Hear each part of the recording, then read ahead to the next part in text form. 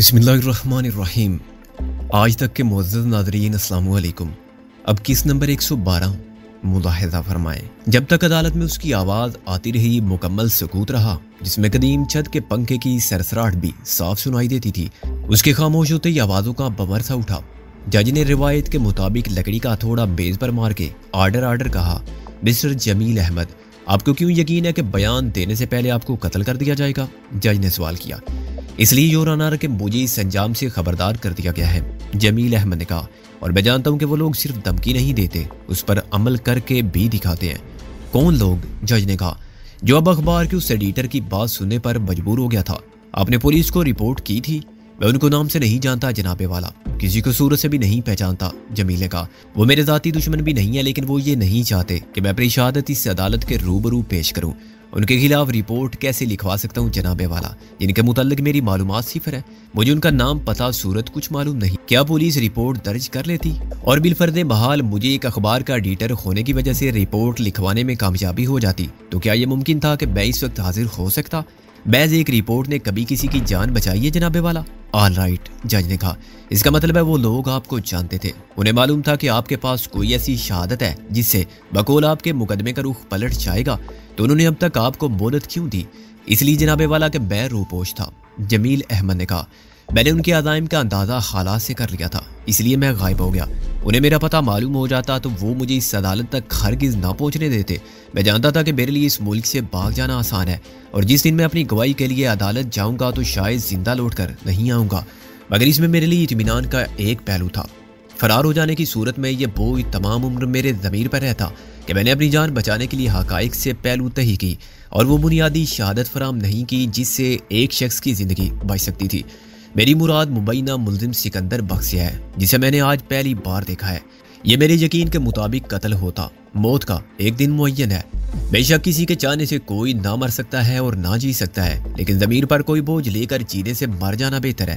میرے بیان کے بعد اگر وہ لوگ مجھے قتل بھی کر دیں گے تو مجھے اپنے مرنے کا کوئی افسوس نہیں ہوگا۔ مسٹر جمیل، مختصر بات کیجیے، جج نے کہا، کیونکہ عدالت کا وقت قیمتی ہے۔ وقت کبھی انسانی زندگی سے زیادہ قیمتی نہیں ہوتا جناب والا۔ وہ بولا کہ یہ عدالت وقت کو انصاف کے تقاضوں سے زیادہ اہمیت دے گی؟ طریقہ کار کو ملحوظ رکھنے کے لیے ایک بے گناہوں کو سزائے موت دینا پسند کرے گی؟ ہرگز نہیں۔ سوال صرف یہ ہے کہ آپ کو گواہی سے روکنے والے کون ہیں؟ نہ آپ انہیں جانتے ہیں، نہ وہ آپ کے بارے میں جانتے تھے کہ آپ کہاں روپوش ہیں۔ اس کے باوجود انہوں نے آپ کو قتل کی دھمکی دی تو کیسے؟ جج نے کہا، انہیں کیسے علم ہوا کہ آپ کے پاس کوئی بے حد اہم دستاویزی شہادت ہے، اور اگر مقدمے کا رخ پلٹ جاتا تو ان کا کیا نقصان تھا؟ میں معذرت خواہ ہوں، یور آنر کے تمام سوالات کے جوابات نہیں دے سکتا۔ اس نے جیب میں سے اخبار کا ایک صفحہ نکالا جسے اس نے طے کر کے چھپا رکھا تھا۔ باقی تمام سوالات کا جواب شاید آپ کو سماعت کے دوران مل جائے گا۔ میں صرف ایک سوال کا جواب پیش کرتا ہوں تاکہ عدالت کو قائل کر سکوں۔ یہ ایک اشتہار ہے جو ہر سنڈے ایڈیشن میں شائع ہوتا رہتا ہے۔ کسی نے اس کی عبارت یا مفہوم پر غور نہیں کیا۔ ملاحظہ فرمائیے تازہ ترین اشتہار، بنام جمیل احمد صدیقی والکفیل احمد صدیقی، المعروف با پیارے میاں، ہمارے علم میں یہ بات لائی گئی ہے کہ تم اہم دستاویزات لے کر روپوش ہو گئے ہو، جن میں ایک ٹیپ بھی شامل ہے۔ تمہیں خبردار کیا جاتا ہے کہ کوئی غلط قدم اٹھانے کے نتائج انتہائی سنگین ہوں گے، جس کے ذمہ دار تم خود ہوگے۔ کچھ دیر عدالت میں مچھلی بازار کا سما رہا، کسی نے جج کے تھوڑے اور آرڈر پکارنے کی پرواہ نہیں کی۔ اخبار کا وہ صفحہ رابعہ سے عبدالودود منظر کے ہاتھوں میں اور پھر جج تک جا پہنچا۔ جمیل احمد بیٹھ گیا تھا اور اسے کبھی پرواہ نہ تھی کہ اس مجمع عام میں جو اس کے چاروں طرف موجود ہے، کوئی بھی شخص اسے اس وقت بھی قتل کر سکتا تھا، مگر عدالت کے کمرے میں قتل کے امکانات عمدن معدوم ہوتے ہیں اور اس چار دیواری میں تحفظ کا احساس غالب رہتا ہے۔ مجھے اس شخص کی جرات و ہمت نے، بے باکی اور بے خوفی نے اور ضمیر کی آواز سنوانے کے اٹل فیصلے پر قائم رہنے کی مستقل مزاجی نے حیران کر دیا تھا۔ یہ تو وہ خود ہی بتا چکا تھا کہ اپنے برنے جینے کی فکر اسے اپنے فرض سے سب کدوشی سے قبل تھی، اس کے بعد نہیں ہوگی، اور جس طرح اس نے عدالتی کارروائی روک کر اپنے بیان اور دلائل دیے تھے، اسے اندازہ ہوتا تھا کہ وہ سب سے پہلے اپنی کہنے آیا ہے تو اپنی کہہ کر ہی جائے گا۔ عدالت کے لیے وہ صفائی کا ایک اہم گواہ تھا، لیکن میرے لیے وہ فرشتہ غیب جس کی آمد کا مجھے انتظار تھا، اور میرا نادیدہ محسن تھا جس نے میری زندگی بچانے کو اپنا مشن بنا لیا تھا، اور یہ مشن طلبگار جان تھا تو اسے پرواہ نہ تھی۔ جس دئی سے کوئی مقتل میں گیا وہ شان سلامت رہتی ہے، یہ جان تو آنی جانی ہے، اس جان کی تو کوئی بات نہیں۔ عدالت کا اجلاس آدھے گھنٹے کے لیے ملتوی ہو گیا تھا۔ جج نے رابعہ اور منظر کے ساتھ ہی استغاثہ کے وکیلوں کو بھی چیمبر میں مشورے کے لیے طلب کیا تھا۔ اور محسن نے جمیل صدیقی کو آگے اپنے اور استاد ٹیڈی کے درمیان بلا لیا تھا۔ محسن کے ساتھ مجھے اکرام شیخ نظر آیا جو شاید جمیل صدیقی کی بحث کے دوران میں پہنچا تھا۔ پھر میں نے ناظری کو دیکھا اور نہ جانے کیوں مجھے دکھ ہوا کہ یہ نادان لڑکی گرد و پیش سے بے نیاز آنکھیں بند کیے جذباتی وابستگی کے اس راستے پر آگے بڑھتی جا رہی ہے جس پر میں اس کا ساتھ نہیں دے سکوں گا۔ اس فریب آرزو کا انجام دل شکستگی تھا۔ خواہشوں کے سراب کی جستجو میں سرگرداں اس لڑکی کے لیے منزل فقط بے مراد واپسی کا تنہا اور پرآزار سفر تھی، لیکن یہ بات وہ نہیں سمجھتی تھی اور سمجھنا بھی نہیں چاہتی تھی۔ کاش مجھ میں اتنی ہمت ہوتی کہ میں اس کو یہیں روک کر کہہ سکتا کہ لوٹ جائے، مگر کیا میرے کہنے سے وہ اپنی امیدوں کی شکست قبول کر لیتی اور تہی دامن و تہی دس لوٹ جاتی، اپنے خوابوں سے دس بردار ہو جاتی اور اپنے ارمانوں کو اس نوزائید بچے کی طرح دفن کر دیتی جس کا وجود سند رسوائی ہو، دل کو بہلا کے تھپک کے سلا دیتی کہ نہیں، کوئی نہیں، رہ روح ہوگا کہیں اور چلا جائے گا۔ میں اسے ٹک ٹکی باندھے دیکھ رہا تھا۔ یہ احساس مجھے جج کے دوبارہ آنے پر ہوا، لیکن دازو میری نظر کے اشارے کا غلط مطلب نکال چکی تھی۔ اب میں اسے کیا بتاتا اور کیسے بتاتا کہ میں تو اسے دیکھ ہی نہیں رہا تھا اور قصور صرف آنکھوں کا ہے جو اس کی جانب دیکھتی رہی، جبکہ میرے خیالات متضاد سمت محو پرواز سے۔ رابعہ نے مجھے دیکھ کر سر ہلایا اور منظر نے مسکرا کے باقاعدہ آنکھ ماری۔ مسٹر جمیل احمد صدیقی، جج نے کہا، اور صدیقی صاحب کھڑے ہو گئے۔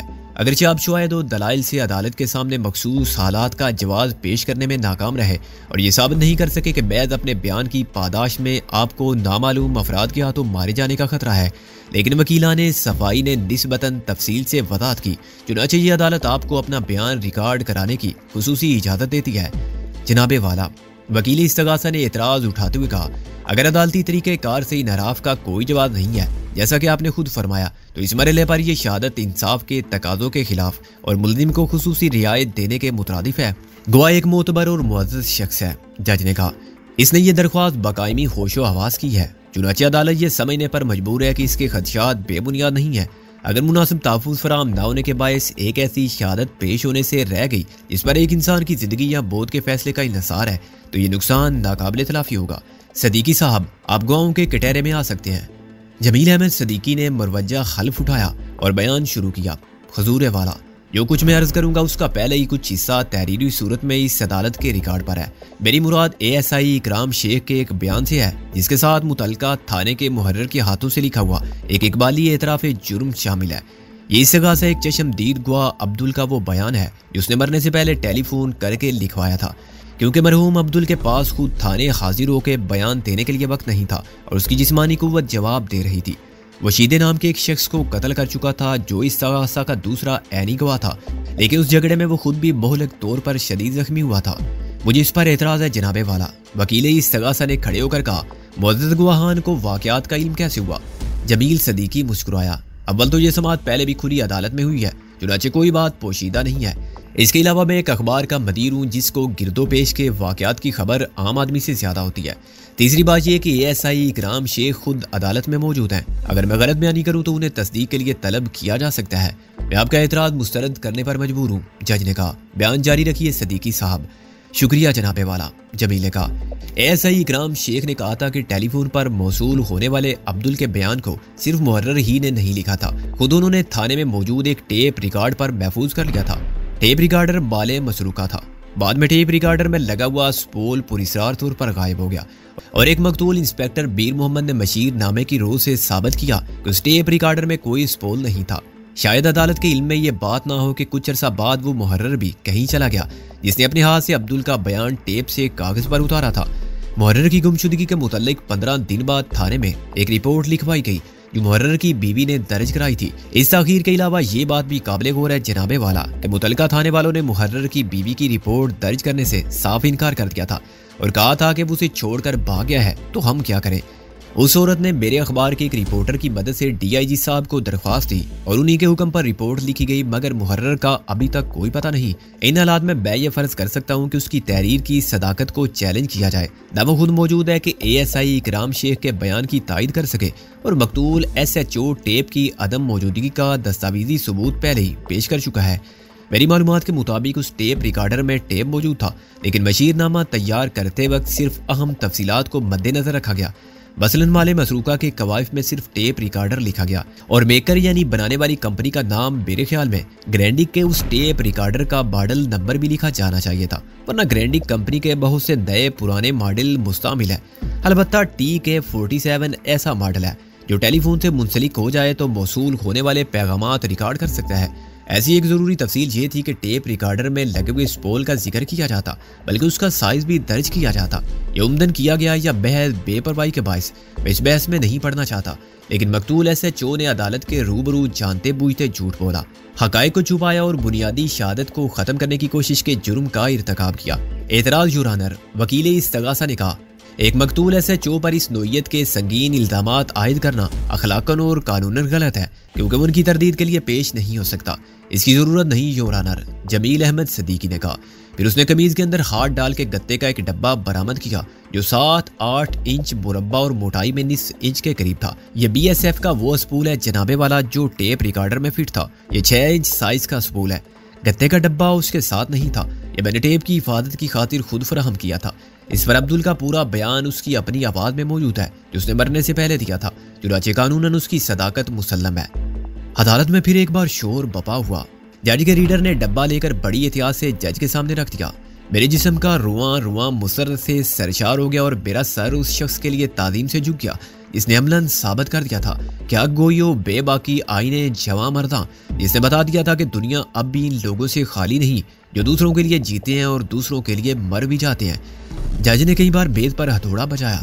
اس سنسنی خیز اور ڈرامائی انکشاف نے عدالت میں دھماکہ کر دیا تھا اور واقعی مقدمے کا رخ بدل دیا تھا۔ مسٹر جمیل احمد صدیقی، جج نے خاموش ہو جانے کے بعد کہا، قانون کی مدد کے لیے آپ نے جس مستقل مزاجی اور دور اندیشی کا ثبوت دیا، عدالت اس کی قدر کرتی ہے۔ ابھی اس بات کا کوئی ثبوت نہیں ملا ہے جنابے والا کہ یہی وہ ٹیپ ہے۔ وکیل استغاثہ نے احتجاج کیا، مجھے اس اعتراض کے اٹھائے جانے کی توقع تھی یور آنر، جمیل احمد صدیقی نے کہا، چنانچہ میں نے اپنے فراہم کردہ ثبوت کو حتمی اور ناقابل تردید بنانے کا بھی پورا بندوبست کر لیا تھا۔ ایسی کرام شیخ میری اس معزز عدالت کی مدد کے لیے ویسے ہی ایک ٹیپ ریکارڈر لے کر آئے ہیں۔ میں استدعا کروں گا کہ مقتول عبدل کا یہ آخری بیان مدعی اور مدعا علیہ کے سامنے سنوا دیا جائے اور اس پول کو عدالت کی تحویل میں اور اس کے ریکارڈ پر لے لیا جائے۔ مجھے یہ ٹیپ ریکارڈر پیش کرنے کی اجازت ہے یور آنر، ایسی کرام شیخ نے کھڑے ہو کر کہا۔ بیان زیادہ طویل نہیں ہے، جمیل صدیقی نے کہا، اور اس کی اہمیت واضح ہو جانے کے بعد یہ عدالت 15-20 منٹ کے وقفے کو وقت کا ضیاع قرار نہیں دے گی۔ اتنی دیر میں اکرام شیخ نے ٹیپ ریکارڈر کو جج کے سامنے میز پر رکھا اور اس کا پلگ لگایا۔ عدالت میں ایک ہلچل مچی رہی۔ ہر شخص آگے آ کے ٹیپ کا ہر لفظ سننے کے لیے بےتاب تھا، خصوصاً اخباری نمائندے۔ وہ اب پنسل اور پیڈ لیے اس بیان کا ایک ایک لفظ سننے کے لیے تیار بیٹھے تھے۔ پلگ میز کے قریب نہیں تھا، مگر یہ بات اکرام شیخ کے ذہن میں تھی، چنانچہ وہ خاصی لمبی لیڈ لے کر آیا تھا جسے ٹیپ ریکارڈر کو تقریباً 6 گز دور پلگ میں لگا دیا گیا۔ جج نے اس دوران میں کئی بار بیز کو ہتھوڑے سے بجایا اور آرڈر پکارا، لیکن خاموشی اسی وقت ہوئی جب اکرام شیخ نے ٹیپ ریکارڈر میں ٹیپ فٹ کیا اور ٹیپ ریکارڈر کی ایک سرخ آنکھ جیسی روشنی ہوشیار خبردار پکارنے لگی۔ میں نے اشارے سے رابعہ کو اپنی طرف بلایا۔ محسن سے فوراً کہو کہ انکل رضوی کو فون کرے۔ میں نے سرگوشی میں کہا، ٹیپ ہم سن رہے ہیں، وہ انکل کو بتا دے گا کہ یہاں کیا صورتحال درپیش ہے۔ وہ جمیل احمد صدیقی کو باحفاظت عدالت سے باہر لے جانے اور گھر تک پہنچانے کا ایسا انتظام کر سکتے ہیں کہ کسی کو پتہ نہ چلے۔ 15-20 منٹ ٹیپ چلے گا، ممکن ہے جمیل احمد صدیقی کا بیان بعد میں بھی چلے۔ یور آنر، اکرام شیخ نے ٹیپ کو ایک جگہ روک کر جج کو مخاطب کیا۔ عبدل کا ٹیلی فون موصول ہونے کے بعد میں ابتدائی گفتگو کا کچھ حصہ ریکارڈ نہیں کر سکا تھا کیونکہ میں اس کے لیے تیار نہیں تھا۔ صورتحال کی سنگینی کا اندازہ ہونے کے بعد میں نے فوراً اس ٹیپ ریکارڈر سے فائدہ اٹھایا جو برآمد شدہ مال مسروقہ میں شامل تھا اور عبدل سے درخواست کی کہ وہ ساری بات پھر کہے، چنانچہ اس نے دوبارہ بات شروع کی۔ میں نے رابعہ کو محسن کے پاس جا کے آہستہ سے کچھ کہتے اور محسن کو دبے پاؤں باہر جاتے دیکھا۔ اسی وقت ٹیپ ریکارڈر سے ایک آواز ابھری جو بے وجود ہو چکی تھی مگر برقی مقناطیسی ارتعاشات کی صورت میں زندہ تھی۔ جناب تھانے دار صاحب، میں عبدل ہوں، پورا نام عبداللہ، باپ کا نام منشی بندے علی، شرافت علی مرحوم کا پرانا ملازم ہوں۔ مجھ سے پہلے میرا باپ منشی اس خاندان کا نمک خوار تھا اور دوست احباب کے حلقے میں فومانچو بھی کہلاتا تھا۔ شرافت علی کو قتل کر دیا گیا تھا اور اس کا الزام وزیر خان کے بیٹے سکندر بخت پر ہے۔ اس کے خلاف میں نے بھی گواہی دی تھی اور شیدے نے بھی۔ شیدہ رشید ہے، اسے ملازم ہوئے 2 سال بھی نہیں ہوئے تھے اور وہ شرافت علی کا ڈرائیور تھا۔ میں نے تو صرف یہ کہا تھا کہ سکندر بخت نے میرے سامنے شرافت علی کو مارا اور اس کے گھر میں یہی سامان توڑ پھوڑ کر تباہ کیا کیونکہ وہ بہت غصے میں تھا اور شرافت علی پر چلا رہا تھا کہ اسی نے وزیر خان کو بلیک میل کیا اور قتل کرا دیا۔ میں نے شرافت علی کو سکندر کے سامنے گھٹنوں کے بل بیٹھ کے رحم کی بھیک مانگتے بھی دیکھا تھا، لیکن خدا گواہ ہے میں نے سکندر کو قتل کرتے نہیں دیکھا تھا۔ یہ بات صرف شیدے نے اپنے بیان میں کہی تھی۔ آج ہی اپنی ماں کے مجبور کرنے پر میں سکندر بخت کو بلانے گیا تھا۔ معلوم نہیں کیوں میری ماں اس سے ملنا چاہتی تھی۔ میں یہ جانتا ہوں کہ وزیر خان کی اور میرے باپ کی منشی دوستی تھی۔ پاکستان بننے سے پہلے سکندر میرے ساتھ اکیلا نہیں آیا، اس نے اپنے دوست کو بھی ساتھ لیا اور آنے سے پہلے ایس پی رضوی صاحب کو بھی بتا دیا۔ انہوں نے بھی مجھ سے کچھ سوالات کیے تھے اور سکندر سے یہ بھی کہا تھا کہ جاؤ تمہاری حفاظت کا انتظام میں کر دوں گا۔ میری ماں نے سکندر کے آنے کے بعد مجھ سے کہا کہ میں باہر چلا جاؤں، وہ سکندر سے کوئی راز کی بات کہنا چاہتی تھی، لیکن مجھے بعد میں معلوم ہوا کہ اس نے چپکے سے سکندر کو کچھ دیا ہے، کیونکہ سکندر جب آیا تو خالی ہاتھ تھا، لیکن وہ جانے لگا تو اس کے پاس ایک بریف کیس تھا۔ یہ بات میں نے شیدے کو بتائی۔ ہم دونوں نے مل کر سکندر کو روکنے اور اسے بریف کیس چھیننے کی کوشش کی، مگر وہ نکل گیا کیونکہ اس کا دوسرا ساتھی فائر کی آواز پر آ گیا تھا۔ شیدہ مجھے گالیاں دینے لگا کہ تیری بے وقوفی کی وجہ سے یہ سب کچھ ہوا، تجھے کیا ضرورت تھی وہاں سے نکلنے کی، اور نکلا ہی تھا تو چھپ کر دیکھتا۔ اس نے میری ایک نہیں سنی کہ میں نے پوری کوشش کی تھی۔ پھر وہ میری ماں سے پوچھنے گیا کہ اس نے سکندر بخت کو کیا دیا ہے۔ میری ماں اندھی تھی تھانے دار صاحب اور بہت بوڑھی تھی، مگر اس نے شیدے کو کچھ بتانے سے انکار کر دیا۔ شیدہ گرم ہو گیا اور اس نے میری ماں کو گالی دی۔ میں نے اسے منع کیا تب وہ اور بڑھ گیا۔ وہ میری ماں کو میرے سامنے مارنا چاہتا تھا اور زبردستی اس سے معلوم کرنا چاہتا تھا کہ سکندر کیا لے کر گیا ہے۔ یہ میں کیسے برداشت کر سکتا تھا؟ میں بہت برا ہوں، بڑا گناہگار ہوں، میری ساری عمر برے کاموں میں گزری ہے، لیکن اچھا ہوں یا برا ہوں، ماں تو ہر بیٹے کے لیے ایک جیسی ہوتی ہے نا تھانے دار صاحب۔ میں نے شیدے کا مقابلہ کیا، لیکن اس سے پہلے وہ مجھے گولی مار چکا تھا۔ مجھے معلوم ہے اب بھی میں مر جاؤں گا۔ میری ماں اس لڑائی سے پہلے مر گئی تھی اور میرا باپ بہت پہلے قتل کر دیا گیا تھا۔ اب میں اپنے ماں باپ کو اور شرمندہ نہیں کروں گا۔ میں بہت ناخلف تھا، ان کا بہت دکھ دیے میں نے، لیکن مرنے سے پہلے وہی کروں گا جو وہ کرنا چاہتے تھے۔ میں سکندر پر کسی اور کے قتل کا الزام نہیں آنے دوں گا۔ اتنی رات گئے مجھے کوئی سواری نہیں ملے گی، ملی تو وہ مجھے لہو لہان دیکھ کر بھاگ جائے گا۔ میں تھانے نہیں آ سکتا۔ میری شرافت علی کی کوٹھی کے اندر فون ہے۔ ٹیپ یکلخت خاموش ہو گیا۔ مکمل سکوت میں صرف اس کے سپیکر کی ہلکی سی سرسراہٹ باقی رہ گئی تھی۔ عبدل کے ساتھ ہی عبدل کا بیان ختم ہو گیا تھا، لیکن ایک سچائی ناقابل شکست بنیادوں پر استوار ہو چکی تھی۔ اکرام شیخ نے ہاتھ بڑھا کے ٹیپ کو آف کر دیا، ریوائنڈ کیا اور نکال کے جج کے سامنے رکھ دیا۔ مہر بلب اور ساکت و سامت بیٹھے لوگوں کی صورت قابل دید تھی۔ وہ خوف، حیرت، تجسس و تحریر و واقعات کے اس نئے بورڈ کی سنسنی خیزی سے سانس رو کے بیٹھے تھے۔ ٹیپ ختم ہوا تو آہستہ آہستہ انہیں کمرہ عدالت میں اپنی موجودگی کا احساس ہوا۔ سرگوشی میں کی جانے والی باتوں کا شور رفتہ رفتہ بلند ہونے لگا۔ رابعہ اور عبد الودود منظر نے مسرت سے میری طرف دیکھا اور منظر نے عادتاً مجھے آنکھ ماری۔ اکرام شیخ اب تار نکال کے لپیٹ رہا تھا۔ اس کی بہن کا چہرہ یوں کھل اٹھا تھا جیسے مقدمے کی سماعت ختم ہو چکی ہے اور عدالت نے مجھے باعزت طور پر بری کر دیا ہے۔ مسٹر صدیقی، آپ کو کچھ اور کہنا ہے؟ جج نے ایک بار پھر شور ہنگامے پر قابو پا کے کہا۔ یس سر، جمیل احمد نے کرسی سے اٹھ کر کہا جو اسے وہیں فراہم کر دی گئی تھی۔ ابھی تو میں نے ان معاملات سے متعلق کچھ کہا ہی نہیں جن کا تعلق مجھ سے ہے۔ میں سکندر بخت کو نہیں جانتا، کسی عبدل سے واقف نہیں، اور میں نے نہ میر شرافت علی کا نام سنا تھا اور نہ اسے دیکھا تھا۔ قتل ہر روز ہوتے ہیں اور ان کے اسباب زر، زمین اور زن سے بڑھ کر کہیں زیادہ ہو گئے ہیں۔ میں ان کی خبریں چھاپتا تھا اور بھول جاتا تھا۔ اس کیس میں میری بھی کوئی ذاتی دلچسپی نہیں تھی، اور سکندر بخت قاتل ہے یا نہیں اس کا فیصلہ عدالت ہی کرے گی۔ میں یہ بھی جانتا ہوں کہ بہت سے مجرم کسی نہ کسی طرح قانون کی گرفت میں آنے سے رہ جاتے ہیں، لیکن میرا یہ عقیدہ ہے کہ وہ سزا سے نہیں بچتے۔ اس دنیا کی ہر عدالت عظمیٰ سے بڑی عدالت اوپر ہے، جس کے سامنے حقائق و واقعات اور شہادت کسی کو مسخ نہیں کیا جا سکتا، اور جو اس دنیا کی عدالت سے سزا نہ پا کے سمجھتے ہیں کہ وہ بچ گئے ہیں، وہ گھاٹے میں رہتے ہیں، کیونکہ اس عدالت کی دی ہوئی سزا کہیں زیادہ سخت ہوتی ہے اور اس کے خلاف اپیل کوئی نہیں۔ اس نے اوپر انگلی اٹھا کے کہا، کوئی تعلق نہ ہونے کے باوجود آج میں اس کیس میں بطور گواہ پیش ہونے پر مجبور ہوں، یہ جانتے ہوئے بھی کہ میرا یہ فعل خود میری زندگی کے لیے پرخطر ہے۔ یہ ٹیم میرے پاس 2 بچے لے کر آئے تھے، بلکہ زیادہ صحیح بات یہ ہے کہ وہ دونوں بچے مجھے تلاش کرتے ہوئے میرے اخبار کے دفتر پہنچے تھے۔ میں آفس میں موجود نہیں تھا، چنانچہ ان کی ملاقات ایک مداحیہ کالم نگار سے ہوئی، جس کا نام مس کلندر تو نہیں تھا مگر وہ اسی کلمی نام سے فقاہیہ کالم لکھتا تھا۔ آپ نے پرسوں کے اخبارات میں ملاحظہ کیا ہوگا کہ کس طرح دن دہاڑے کچھ لوگوں نے صدائے وقت کے دفتر پر حملہ کیا۔ بظاہر وہ اسٹوڈنٹ کا ایک گروہ تھا، جو کسی خبر کے خلاف احتجاج کرنے آئے تھے، لیکن حقیقت یہ ہے جناب والا کہ انہوں نے بس کلندر سے یہی ٹیپ مانگا تھا۔ وہ دبلا پتلا کمزور سا آدمی جب کسی موضوع پر قلم اٹھاتا تھا تو ایوان اقتدار میں بیٹھنے والوں کے قول و فعل کی پوسٹ مارٹم رپورٹ لکھ مارتا تھا، اور اس کے قلم کی کارڈ سے افسر شاہی کے بڑے بڑے مہر پیٹ جاتے تھے۔ لیکن ان گنڈوں پر ہاتھ اٹھانا اس کے بس کی بات نہ تھی، جو لا قانونیت کو اپنا قانون سمجھتے تھے۔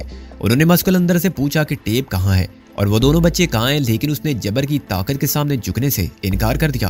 اس نے کہا تم مجھے صرف قتل کر سکتے ہو، قتل تو لوگ ہر روز ہوتے ہیں، یہی اس نے بھی کہا تھا جناب والا، اور اس نے یہ بھی کہا تھا کہ سب لوگ ایک ہی طرح نہیں مرتے، کوئی بھی نہیں جان سکتا کہ وہ کب کہاں اور کس طرح دنیا سے جائے گا۔ اب اگر نوشدہ تقدیر یہی ہے تو اس سے لڑنا میرے اختیار کی بات نہیں۔ ہاں مجھے اپنے قول و فعل پر پورا اختیار ہے، اور اس کا حق تم مجھ سے اس وقت تک نہیں چھین سکتے جب تک اجل کا نامہ بر آ کے نہ کہے کہ بس کلندر تیری زندگی کا یہ فقہ یا کالم پورا ہوا۔ میں تم کو نہیں بتاؤں گا کہ اس ٹیپ کی اصل کہاں ہے اور نقل کہاں ہے۔ مرتے دم تک وہ اپنی بات پر قائم رہا، اور وہ لوگ بہت مایوس ہوئے جو قتل کو دھمکی سمجھتے تھے۔ اس نے تو پہلے ہی کہہ دیا تھا کہ زیادہ سے زیادہ تم لوگ مجھے قتل کر سکتے ہو۔ خبر آپ نے پڑھی لی ہوگی، آپ تعزیتی بیانات، احتجاجی بیانات، مذمت کی قراردادیں، مجرموں کو قرار واقعی سزا دینے کے مطالبے سب پڑھ چکے ہوں گے۔ یہ رسم دنیا ہے جسے نبھانے والوں نے پس برگ خوب نبھایا، عمر بھر سنگ زنی کرتے رہے اہل وطن۔ یہ الگ بات ہے کہ دفنائیں گے اعزاز کے ساتھ۔ میں معذرت چاہتا ہوں جذباتی ہو کے عدالتی بیان میں شاعری کو لے آیا۔ کہنا مجھے یہ تھا جناب والا کہ جو خبر کہیں شائع نہیں ہوئی اور کسی نے نہیں پڑھی وہ کچھ اور تھی۔ بس کلندر مر گیا، حق مغفرت کرے عجیب آزاد مر تھا۔ اسے مارنے والے ٹیپ کی نقل تلاش کر کے لے جانے میں بھی کامیاب ہو گئے، مگر وہ اصل کو اس عدالت تک پہنچانے کے مشن کو ناکام بنانے میں کامیاب نہیں ہوئے۔ بس کلندر کو امید نہیں تھی کہ اس 20ویں صدی کے مہذب معاشرے میں بھی قانون کو اتنا بے بس سمجھنے والے جو ایک ٹیپ کی خاطر ایک زندگی لے سکتے ہیں، ورنہ وہ 2 نقلیں بنوا لیتا اور دونوں ان کے حوالے کر دیتا۔ ممکن ہے وہ لوگ اسے بخش جاتے، لیکن جیسا کہ میں نے عرض کیا اسے ایسے ہی مرنا تھا، سو وہ مر گیا۔ اسے مارنے والوں کو پھر بھی شکست ہوئی اور میں نے وہ ٹیپ عدالت کے سپرد کر دیا ہے۔ لیکن ان حالات میں کیا میرے خدشات کو بے سبب اور بے بنیاد کہا جا سکتا ہے؟ کیا اس صورت میں سچ کو دنیا کے سامنے پیش کرنے کے بعد میں نے خود اپنے لیے سزائے موت قبول نہیں کر لیا؟ میں اس نبی کی خاک پا بھی نہیں جس نے رائے حق میں ہر صعوبت کو سجدہ شکر کے ساتھ قبول کیا۔ میں تو سکرات ہونے کا دعویٰ بھی کروں تو خدا مجھے اس غرور پر رسوا کرے۔ یہ سچ میرے پاس ایک امانت تھا، اور کیوں تھا؟ اس کہانی کا زیر سماعت مقدمے سے کوئی تعلق نہیں، چنانچہ میں اس کو حذف کرتا ہوں۔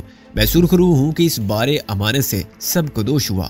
مسٹر صدیقی، جج نے نرمی سے کہا، یہ ٹیپ آپ کے پاس کیسے پہنچا اور وہ بچے کون تھے جن کا آپ نے ذکر کیا ہے؟ جناب والا، بس کلندر مرحوم نے بڑی اجلت میں ٹیپ کی ایک نقل بنا کے اولڈ ریکارڈ میں رکھوا دی تھی۔ جمیل صدیقی نے کہا، اور ان بچوں کو اصل سمیت میرے حوالے کر دیا۔ وہ بچے مقتول SHO بیر محمد کے تھے۔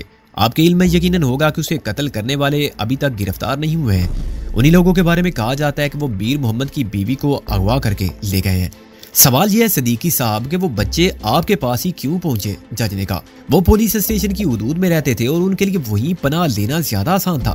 یہ ان کی ماں نے انہیں سمجھا دیا تھا کہ وہ تھانے نہ جائیں۔ جمیل صدیقی نے کہا، شاید اس لیے کہ تھانے کو وہ ان کی دسترس سے دور نہیں سمجھتی تھی جو اس کے گھر میں داخل ہو کے بار پیٹ اور توڑ پھوڑ کے جرم کے مرتکب ہوئے تھے۔